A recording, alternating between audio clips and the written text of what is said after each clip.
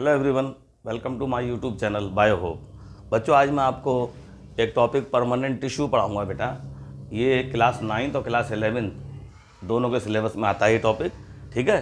तो आज मैं हेडिंग डलवाई है मैंने, ये टाइप्स ऑफ परमानेंट टिश्यू। तो पहले परमानेंट टिश्यू आपको बता दूं क्या होते हैं। इससे पिछले वीडियो में मैंने आपको मेरिस्टेमेटिक टिश्यू पढ़ाए थे बेटा। मेरिस्टेमेटिक टिश्यू वो होते हैं जिनकी सेल्स में डिवीज़न की कैपेसिटी होती है, वो सेल लगातार डिवाइड होती रहती हैं या डिवाइड हो चुकी होती हैं या आगे चलकर डिवाइड करती हैं। मतलब अगर डिवीज़न हो रहा है तो वो मेरिस्टेमेटिक हैं, जब तक सेल डिवाइड हो रही है तब तक उन्हें हम मेरिस्टेमेटिक बोलते हैं। लेकिन जब उनमें डिवीज़न की कैपेसिटी ख़त्म हो जाएगी, they lose the power of division, then they convert into permanent tissue. तो मेरिस्टेमेटिक टिश्यू में कहने का मतलब ये, जब तक डिवीज़न हो रहा है तब तक वो मेरिस्टेमेटिक कहलाती हैं, और जैसे ही वो परमानेंट में कन्वर्ट होती हैं उस समय उसमें डिवीज़न की पावर ख़त्म हो जाती है। तो ये पहला पॉइंट हमने यही डिस्कस किया है यहाँ पर कि what are permanent tissue. Permanent tissue क्या है? The cells lose the ability to divide. ऐसी सेल जो डिवीज़न की कैपेसिटी को लूज कर चुकी हैं, उनमें डिवीज़न की कैपेसिटी नहीं है, अब वो डिवाइड नहीं होंगी। तो जब तक सेल डिवाइड हो रही थी तब तक वो मेरिस्टेमेटिक सेल्स कहलाती हैं, और जब डिवीज़न होना उनमें बंद हो जाता है तो वो परमानेंट टिश्यू में कन्वर्ट हो जाती है। तो इसलिए पहला पॉइंट ये आया, the cell lose the ability to divide, ठीक है। दूसरा point, they take up of specific role. ये सेल कुछ स्पेसिफिक रोल प्ले करती हैं, दे आर कॉल्ड परमानेंट। इसीलिए इन्हें परमानेंट कहते हैं क्योंकि डिवीज़न इनमें नहीं होता। डिफरेंशिएशन क्या होता है इन सेल्स के बारे में थोड़ा बता दें। The process of taking a permanent shape and size. ये सेल क्या होती है? परमानेंट शेप, साइज और फंक्शन करने लगती हैं। शेप एंड साइज और फंक्शन के परमानेंट हो जाते हैं, फिर नो चेंजेस। एक चीज़ और, इनका स्ट्रक्चर अगर हम देखें, इन सेल्स का स्ट्रक्चर देखें तो ये लार्ज सेंट्रल वैक्यूल इनमें पाई जाएगी। इन सेल्स में इनकी सेल वाल या तो थिन होगी या थिक भी हो सकती है, ठीक है। फंक्शन क्या क्या हो सकते हैं? They provide the 4 function like protection. ये प्लांट के जो टिश्यूज़ हैं उनको, प्लांट को प्रोटेक्शन भी दे रही हैं और सपोर्ट भी प्रोवाइड करती हैं, फूड स्टोरेज में हेल्प करती हैं और फोटोसिंथेसिस करती हैं। तो ये इनके फंक्शन हैं। इनके फंक्शन कहाँ का? They help in protection, support, storage and photosynthesis. ये परमानेंट टिश्यू के फंक्शन थे। ये देखिए प्लांट्स, यहाँ मेरिस्टेमेटिक टिश्यू बना के दिखाया गया है।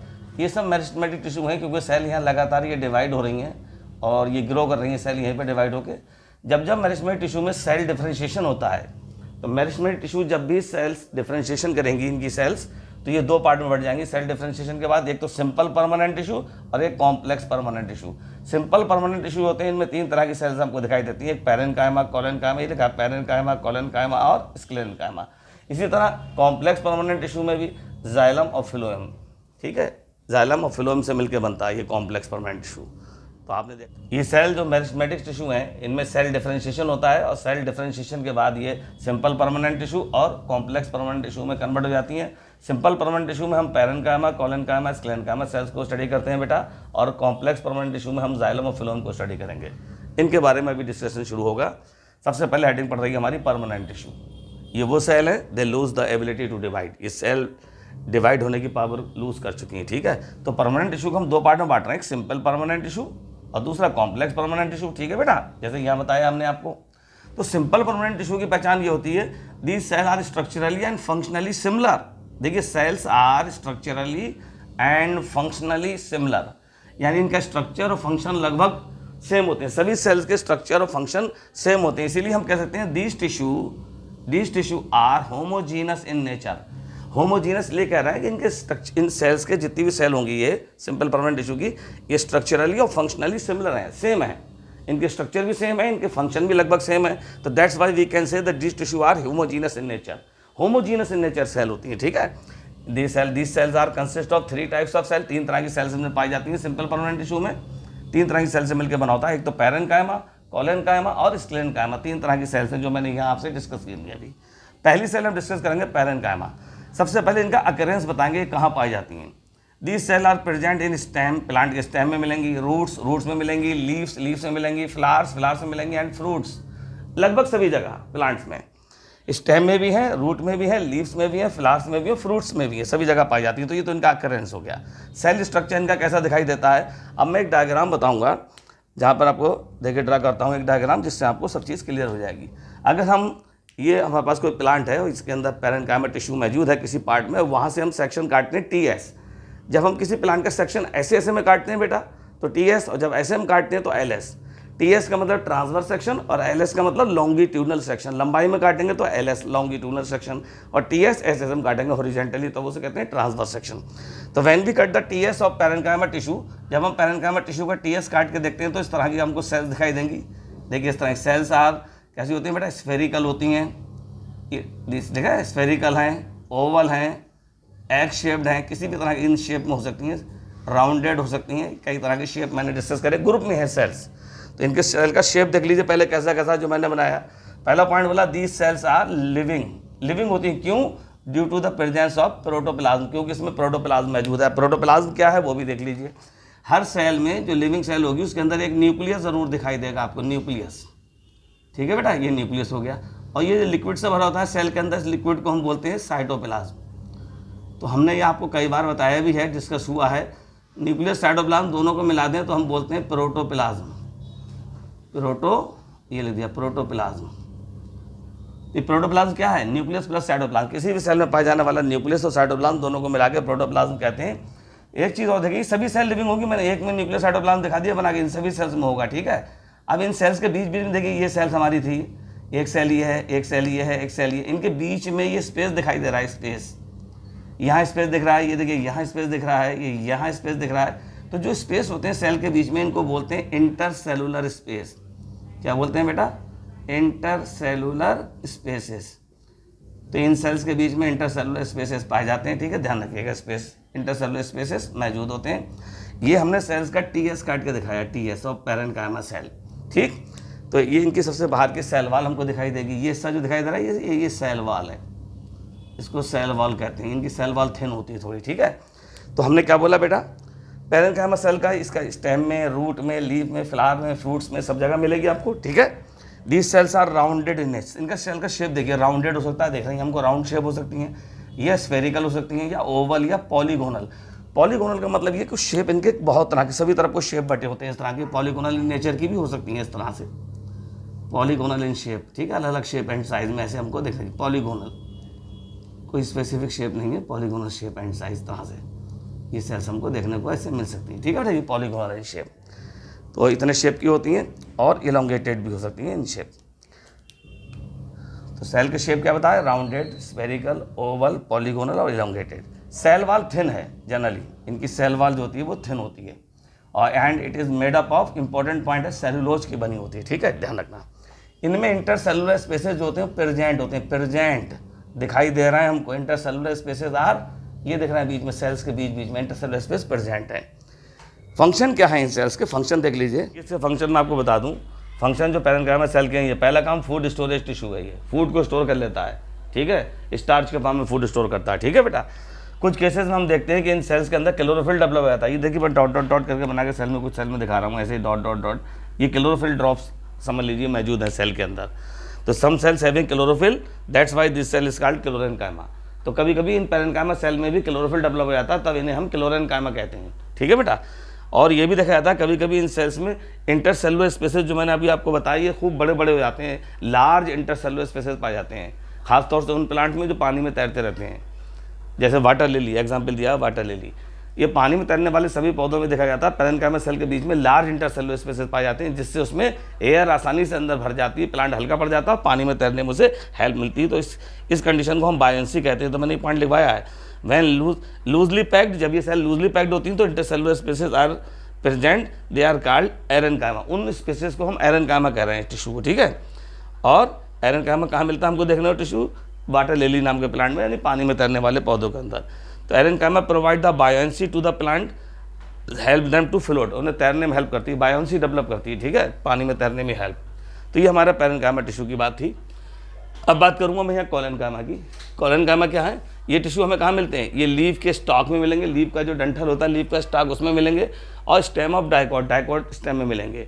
डाइकोट स्टेम की हाइपोडर्मिस नाम की लेयर जो होती है वो कोलेन्काइमा सेल की ही बनी होती है। ये बात मैंने नोट करके यहाँ लिखवाई भी है बेटा, कि dicot stem hypodermis made up of collenchyma cell. ये क्वेश्चन आता है नीट वगैरह में, देख लीजिएगा आप। तो सबसे पहले कोलेन्काइमा के बारे में हम इसका स्ट्रक्चर पढ़ाएंगे। दीज सेल्स आर लिविंग, जैसे पैरेन्काइमा सेल बेटा लिविंग थी, इसमें न्यूक्लियस साइटोप्लाज्म मौजूद था। It means we can say the protoplasm is present. Cytoplasm nucleus को मिला के हम प्रोटोप्लाज्म कहते हैं दोनों चीज़ों को। तो जिन सेल में प्रोटोप्लाज्म होता है वो लिविंग होती है। देखो इन सेल में भी न्यूक्लियस और प्रोटोप्लाज्म मौजूद है। ये देखिए, ये बेटा ये न्यूक्लियस मौजूद है, ये न्यूक्लियस और ये लिक्विड सा दिखाई दे रहा है, ये साइटोप्लाज्म मौजूद है, ठीक है, ध्यान रखिएगा। तो न्यूक्लियस, साइटोप्लाज्म यानी प्रोटोप्लाज्म यहाँ भी मौजूद है। कौन सी सेल में बेटा? कोलेनकाइमा सेल में। तो दिस सेल आर लिविंग होती है क्योंकि न्यूक्लियस साइटोप्लाज्म मौजूद है। दे मे बी राउंडेड, ये राउंडेड भी हो सकती हैं, स्फेरिकल भी हो सकती हैं, ओवल शेप की, इलोंगेटेड और पॉलीगोनल इन शेप, इतने शेप इनके हो सकते हैं। ये डायग्राम बना के टीएस काट के दिखाई गई है कोलेनकाइमा की।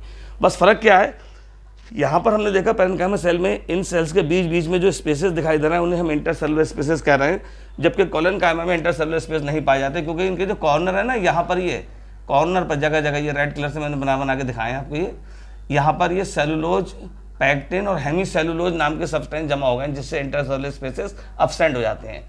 तो ये ध्यान रखेगा, इसमें इंटरसेलुलर स्पेसेस अब्सेंट होते हैं due to the deposition of pectin, cellulose और हेमी सेलुलोज। मैंने लाइन ये लिखवा दी, cell wall are thick due to deposition of cellulose, pectin और हेमी सेलुलोज। याद रखिएगा, ये नीट का क्वेश्चन बन सकता है। कौन कौन से सब्सटेंस डिपॉजिट होते हैं इनके इंटरसेलुलर स्पेस में कोलेनकाइमा में? पैक्टिन होता है, सेलुलोज होता है, हेमी सेलुलोज होता है। इनके डिपोजिशन से इसमें पाए जाने वाले इंटरसेलुलर स्पेस बंद हो जाते हैं, ठीक है, ये ध्यान रखिएगा।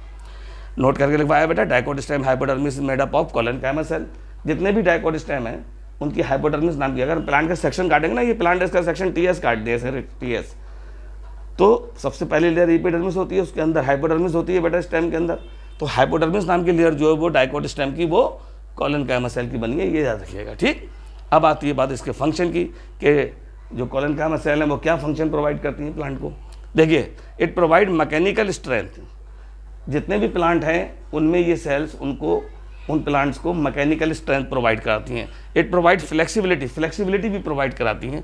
It allow the bending of the plant के पार्ट्स की बेंडिंग हो सकती है। जैसे ये पेन मेरे हाथ में है, ये थोड़ा हार्ड स्ट्रक्चर है, इसको मैं ऐसे बेंड करना चाहूँ तो ये बेंड नहीं हो पाएगा।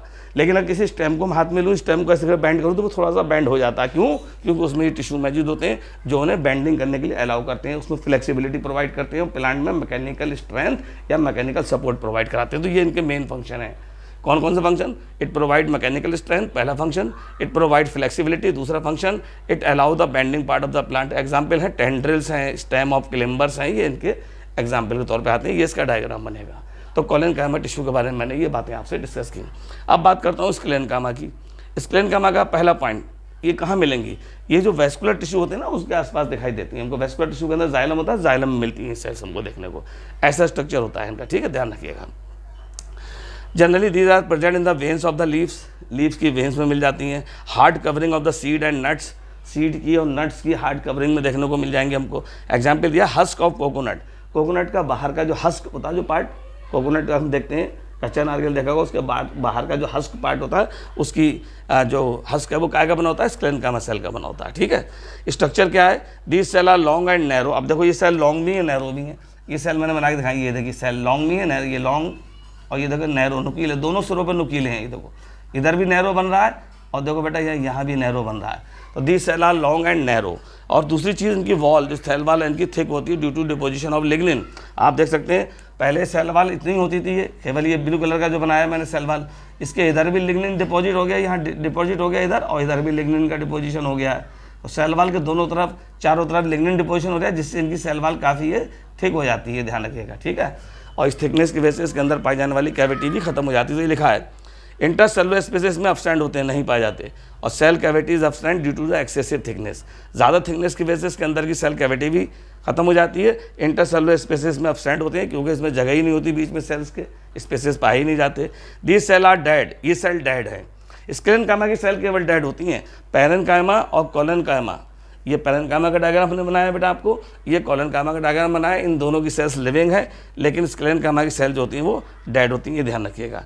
अब स्क्लेरेन्काइमा सेल को डिवाइड कर दिया गया, किस बेस पे? On the basis of variation, structure, origin, development, इन सब के बेस पर स्क्लेरेन्काइमा सेल को हम डिवाइड कर रहे हैं। दो टाइप हैं। Sclerenchyma cell are divide into two categories, दो कैटेगरी में डिवाइड किया गया। एक है स्क्लेरेन्काइमेटस फाइबर, एक है स्क्लेरिड्स। ये देखिए स्क्लेरेन्काइमेटस फाइबर, ये डायग्राम बना हुआ फाइबर्स का। अगर हम फाइबर्स का एलएस काटें, स्क्लेरेन्काइमा सेल का एलएस काट के देखें तो उसमें फाइबर्स हमको दिखाई देंगे। These fibre are long, elongated and pointed both the end, दोनों सिरे इनके नुकीले होते हैं। तो पहला पॉइंट हमने लिखा, these are elongated and pointed, इनके सिरे पॉइंटेड हैं दोनों सिरे।